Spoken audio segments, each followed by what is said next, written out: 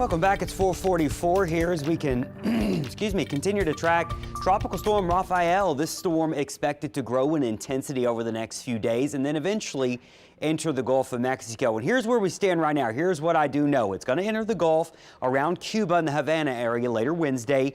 We do expect it to weaken in the Gulf. That seems like a given, and I would not cancel plans this weekend. This is going to be one of those storms where you may think it's going to be stormy all weekend and then it doesn't really end up doing a whole lot of anything. So that's why I don't want you canceling plans yet. You just need to follow the forecast every single day to get an idea on what's going to happen. Hurricane hunters are en route. They are just now crossing the Yucatan Channel there and flying over parts western side of Cuba. They're going to go check this thing out to see if it's strengthening. We have a 60-mile-per-hour tropical storm sitting about 100 miles to the east, or excuse me, to the southwest of Jamaica. There's the Cayman Islands. The track of this is going to bring it right basically by the Cayman Islands later tonight, likely as about a Category 1 storm. It will near Cuba tomorrow afternoon as a Category 1, maybe a Category 2. There's Havana, and then by Wednesday evening, it's in the Gulf of Mexico. I do still think we're going to have a fairly healthy hurricane in the southern Gulf. There are some models that bring it up stronger than a Category 1 here.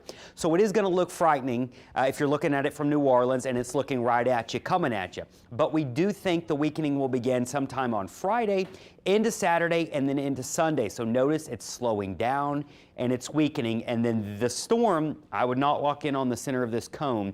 There are scenarios that could have the storm up along the Gulf Coast by this weekend, or maybe in the central Gulf of Mexico.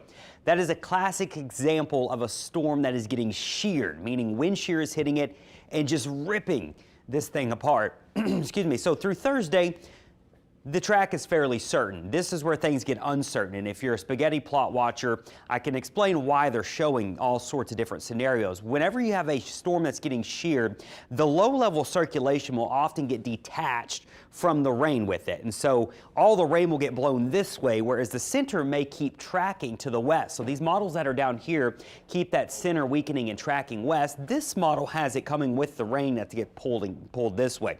So all this to say that this is not going to be a healthy system once it reaches the northern Gulf Coast here, and once again it's thanks to that wind shear. The wind shear really starts to kick in about Friday or so. It runs into that wall of shear here, and that's when things get started really shredded. So that's what we're looking at right now. Right now I have about a 20 to 30% chance of rain on Saturday, 40% chance of rain on Friday, so that's why I would not cancel weekend plans, just continue to follow things closely. And by the way, today we do have a chance for showers for Election Day, so grab your umbrella. You'll probably need it at some point.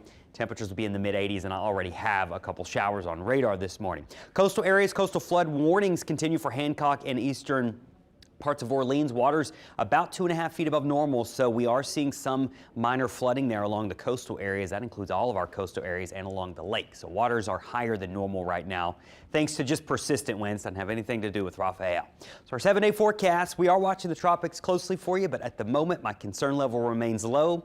A little bit of rain, a little bit of wind Friday and Saturday, but of course, Brandon, continue to check back in a couple times a day as the storm continues to organize.